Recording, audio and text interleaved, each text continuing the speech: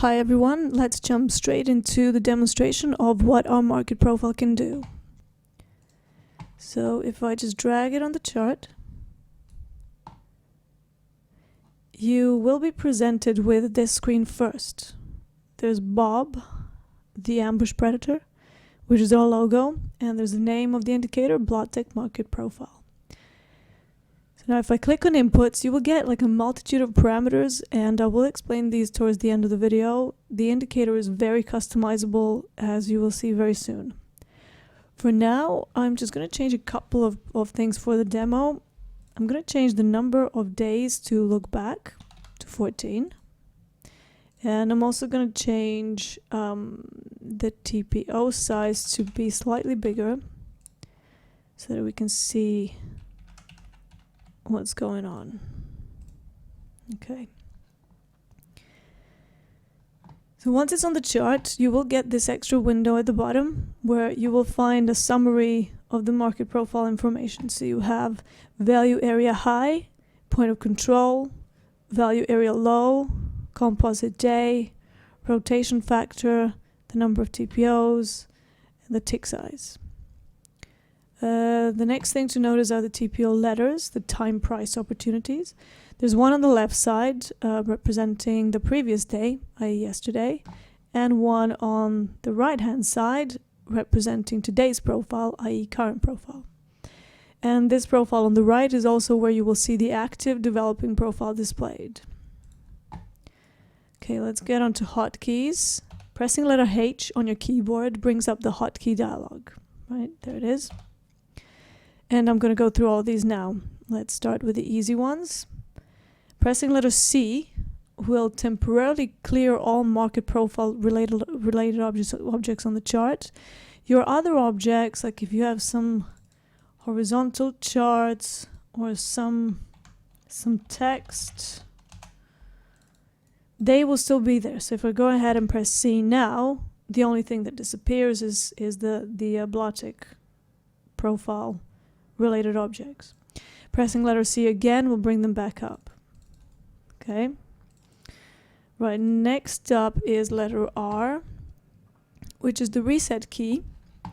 So pressing letter R on your keyboard will reset any changes caused by the hotkeys. So if you accidentally press a key that you didn't want to press and suddenly weird things start to happen, you can just press letter R and it will reset it back to its original state. Next up is the Inline Charts, which is the graphical display of the profile. I'm going to bring them up now by pressing letter N for November. Now, hotkey N has 3 functions that you can cycle through by pressing it multiple times, and that goes for most of the hotkeys. They all have some kind of a loop. So pressing it once brings up this graphic overlay. Pressing it twice will bring up the volume profile display underneath the regular one.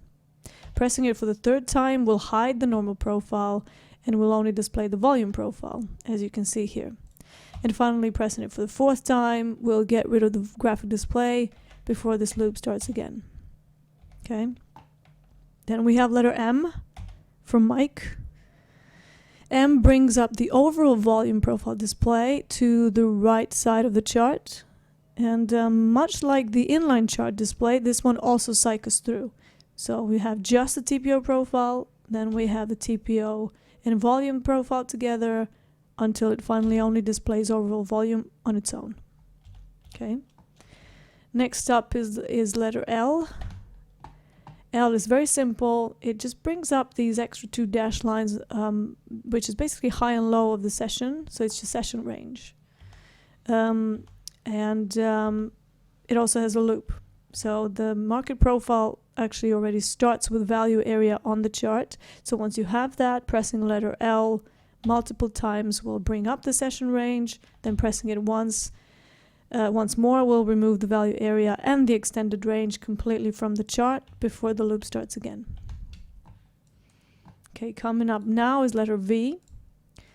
Letter V hides the TPO prices and the letters, so these things on the left hand side and right hand side. So pressing it once gets rid of them. Pressing it twice displays only the letters. Pressing it for the third time brings back the prices, and finally the fourth time gets rid of them. Okay. Next up is letter J, which stands for chart joins. This feature simply splits the rows of the graphic display. So if you just watch here, if I press J once, it will add a single row, like a single line between the TPO rows. And then if you press it once more, it adds a double line. Okay? And then pressing it again will bring up the seamless chart. Okay. Next up is letter K. K does a similar thing as J, but only for this overall volume on the right hand side. So it adds rows onto the volume profile. It's the same cycle, except the default is the single line, and then pressing it once brings up the double line, and the third press makes it seamless.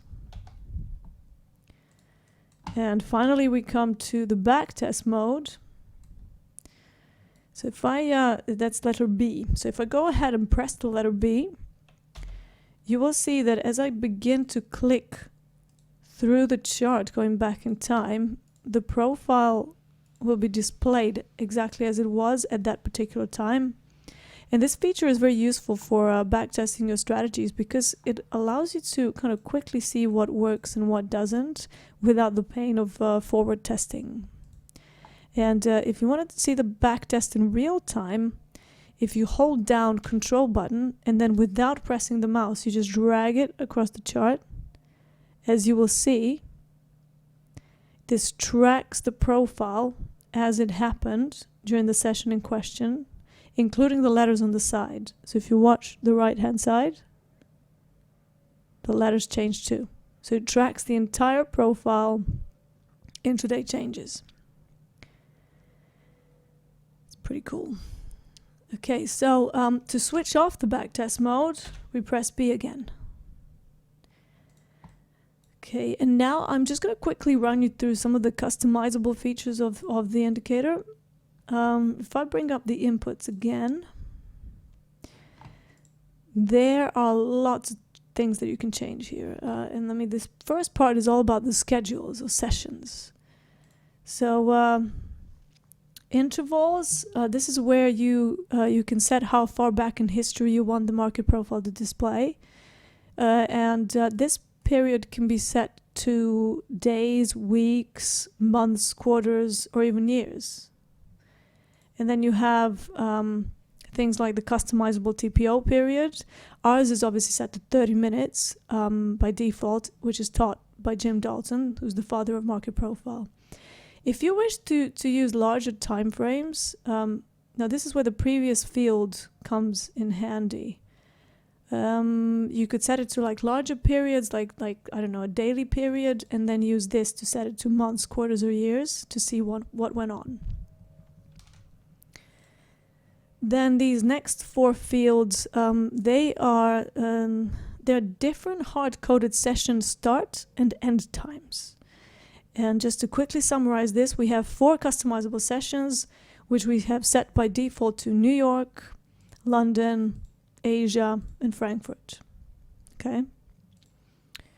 The TPO active schedules parameter gives you the information of which schedule will be displayed as the developing active session.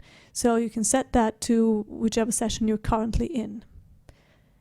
The rest of the parameter blocks are mostly concerned with colors of lines and fonts and stuff. So if you really wish to know what each of them do, you can go to our website, which is www.blahtech.co.uk/products, where you will find a downloadable manual for the Blahtech market profile indicator, which explains each of these features in depth.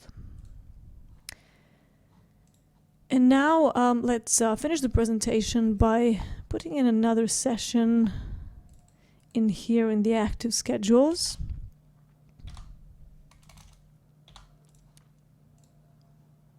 Okay, so now I've set it to have the London session, which is like this pinky line, and the New York session, which is the purple lines.